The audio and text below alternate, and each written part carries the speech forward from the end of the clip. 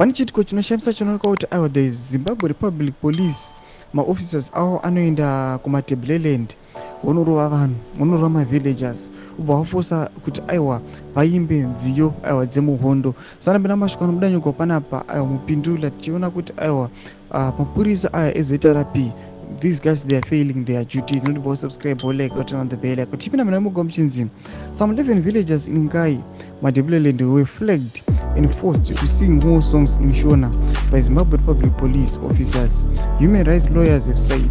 Posting on X today, Zimbabwe Lawyers for Human Rights ZRP said the villagers were beaten as part of a brutal crackdown, apparently to investigate theft of diesel. The Ngai villagers have asked ZRP authorities to take remedial action against some delinquent police officers who ill-treated them by severely assaulting them and coercing them to sing some liberation songs.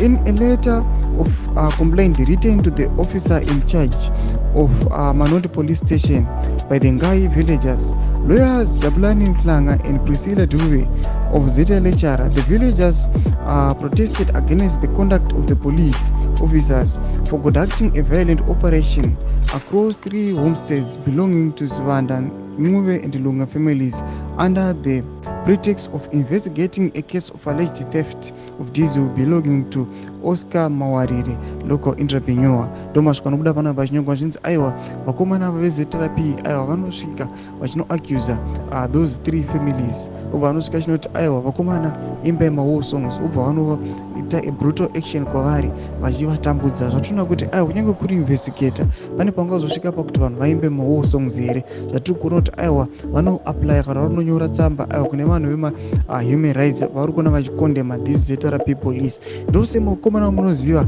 aiwa vakanosvika vanobata vakomana kuHarare vana Jameson Timber vamunoziva kuti aiwa kunyange zvavo vekomemorata the African Day Child, vakomana ava vakabrutalizewo zvekare. Tudze mafungiro enyu muri kudiva pamusoro pechitiko ichi. Ndako musection medu, musana subscribe or like and turn on the bell icon.